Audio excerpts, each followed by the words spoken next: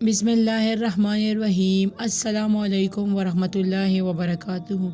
محترم ناظرین، جب آپ اکیلے بیٹھ کر روتے ہیں تو اس کے جواب میں اللہ کیا فرماتا ہے؟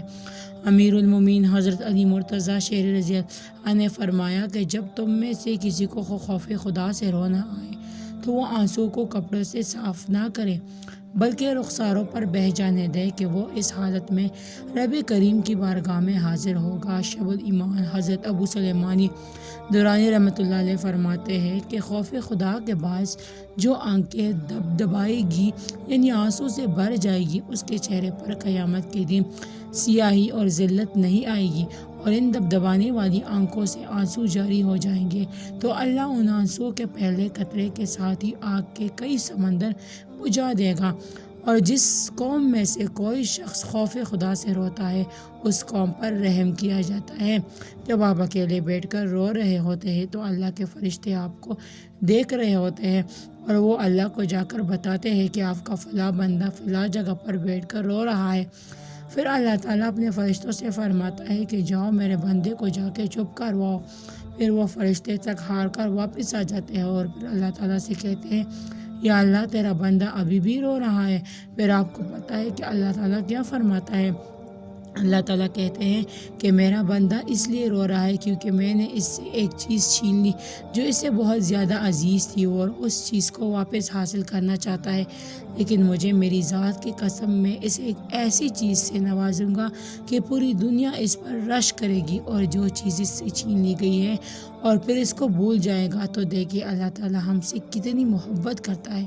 جب ہم اکیلے بیٹھ کر رو رہے ہوتے ہیں تو اپنے فرشتوں کو بھیجتے ہیں کہ کس طرح آپ کو چپ کرایا جائے، اس لیے کبھی آپ خود کو اکیلا نہیں سمجھنا کیونکہ اللہ تعالیٰ ہر وقت آپ کے ساتھ ہوتا ہے اور آپ کو دیکھ رہا ہوتا ہے، چاہے آپ خود کو اکیلے کمرے میں بند ہی کیوں نہ کر کے رو رہی ہو، وہ وہاں بھی آپ کو دیکھ رہا ہوتا ہے، اور چاہے آپ کو پوری دنیا اکیلا ہی کیوں نہ چھوڑ دے مگر وہ ہمیشہ آپ کے ساتھ ہوتا ہے۔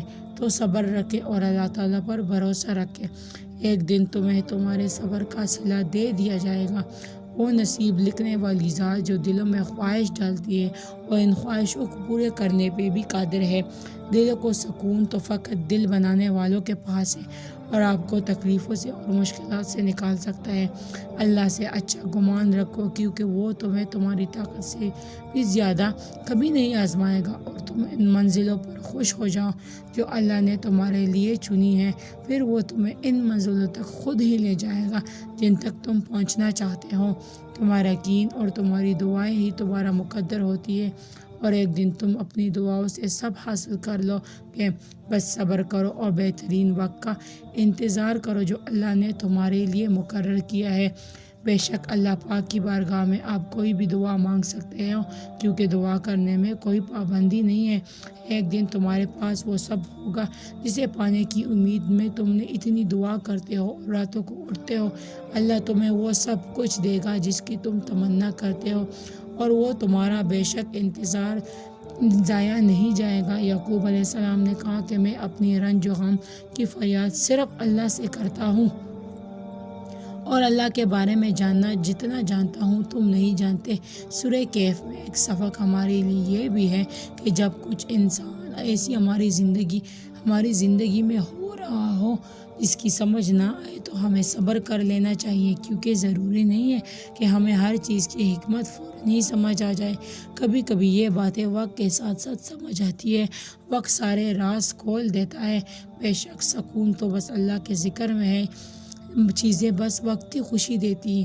اے اللہ مجھے اتنا صبر دے کہ میرا دل ہر حال میں مطمئن رہے۔ اللہ مجھے اتنا مضبوط بنائے کہ مجھے اللہ کی ذکر سے کوئی توڑ نہ سکے، چیزیں بس وقتی خوشی دیتی ہیں۔ اللہ مجھے اتنا صبر دے کہ میرا ہر حال میں دل مطمئن رہے۔ اللہ مجھے اتنا مضبوط بنائے کہ مجھے کوئی توڑ نہ سکے۔ کبھی سوچا ہے کہ اللہ نے دعا قبول نہ کرنی ہو بلا وجہ تمہارے دل کو ایک دعا پر کیوں روک دیتا ہے؟ اگر دعاؤں کی قبولیت نہ لکھی ہوتی تو وہ تمہارا دل بھی تو بدل سکتا تھا۔ اگر اللہ تمہیں تمہاری خواہش کے مطابق دینا شروع کر دے تو یقین جانو تم پھر بھی خوش نہ ہوگے، کیونکہ انسان بڑا ناشکرا ہے۔ اللہ ہمیں شکر کرنے کی توفیق عطا فرمائے۔ اے جھوٹے والے دل والے خاموش بندے، اللہ تم سے